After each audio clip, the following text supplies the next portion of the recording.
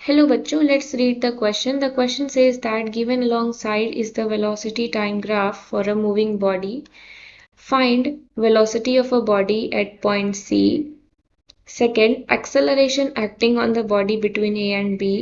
Third, acceleration acting on the body between B and C. तो यहाँ पर आपको क्वेश्चन में ग्राफ दिया गया है, वेलोसिटी टाइम ग्राफ दिया गया है। आपको बताना है कि पॉइंट सी पे वेलोसिटी क्या है, ए और बी के बीच में एक्सेलरेशन कितना होगा बॉडी का, बी और सी के बीच में एक्सेलरेशन कितना होगा बॉडी का। तो जो यहाँ पर की कॉन्सेप्ट है वो क्या है? की कॉन्सेप्ट हियर इज जो एक्सेलरेशन होता है वो क्या होता है? Acceleration is equal to final velocity minus initial velocity upon time होता है।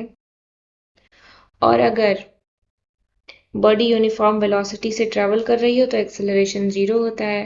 And if body is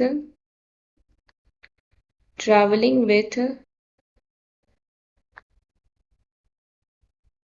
uniform velocity,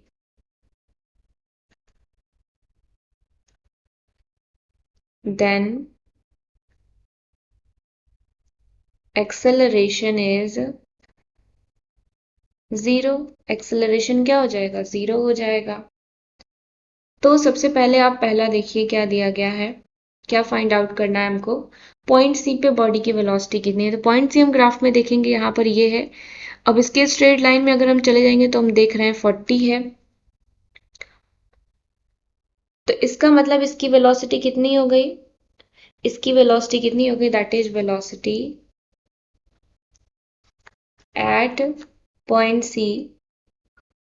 और वेलोसिटी यहाँ पर वेरी कर नहीं रहा है क्योंकि आप देख रहे हैं कि बीसी एक स्ट्रेट लाइन है और वेलोसिटी चेंज नहीं हो रहा है। तो वेलोसिटी पॉइंट सी पे कितना हो जाएगा?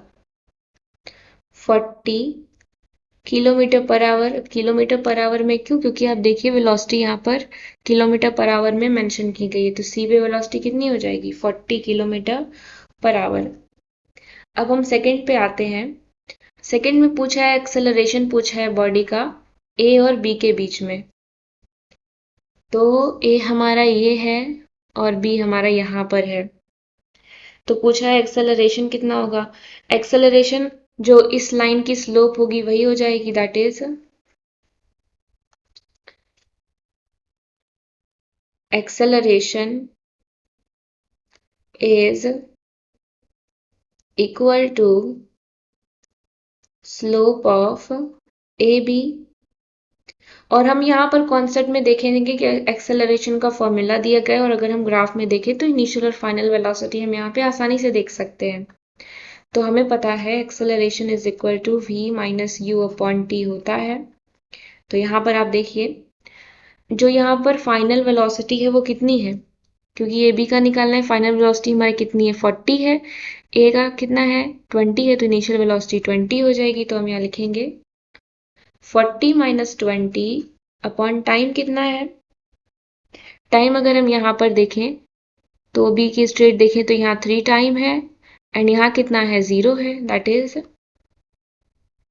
3 माइनस 0। तो कितना आया हमारा? 20 अपॉन 3 आ गया। अगर हम इसको डिवाइड करेंगे तो हमारा एक्सेलरेशन कितना आ जाएगा? एक्सेलरेशन आ जाएगा 6.66 किलोमीटर पर आवर का स्क्वायर। ये हमारा आ जाएगा एक्सेलरेशन। अब हम आते हैं थर्ड में, जहां पर हमको बी सी के बीच में एक्सेलरेशन निकालना है। तो हम देख रहे हैं यहाँ ग्राफ से कि बी सी आपका क्या है? कि स्ट्रेट लाइन है, यानी कि वेलोसिटी ओवरऑल यहाँ पर कैसी है? कांस्टेंट है। There is no change in the velocity in the line B C as it is parallel to time axis. तो क्या हो जाएगा? थर्ड है हमारा। क्योंकि अगर कांस्टेंट है तो हम क्या बोलेंगे कि ये यूनिफॉर्म वेलोसिटी दिखा रहा है, that is B C shows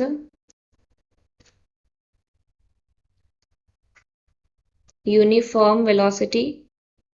BC हमें यूनिफॉर्म वेलोसिटी शो कर रहा है। अगर यूनिफॉर्म वेलोसिटी है तो एक्सेलरेशन क्या होगा? हम देख कौन की कॉन्सेप्ट में लिखा है कि अगर बॉडी यूनिफॉर्म वेलोसिटी से ट्रैवल करती है तो एक्सेलरेशन 0 होता है। Hence a is equal to 0, यहाँ पर एक्सेलरेशन कितना हो जाएगा, 0 हो जाएगा। तो जब बॉडी पॉइंट सी पर है तो वेलोसिटी 40 किलोमीटर पर आवर है। जब बॉडी ए और बी के बीच में है तो एक्सेलरेशन 6.66 किलोमीटर पर आवर है। जब बॉडी हमारी बी सी पोजिशन पे है तो वहां पर एक्सेलरेशन कितना है, 0 है। Hope you understood it well. Thank you so much.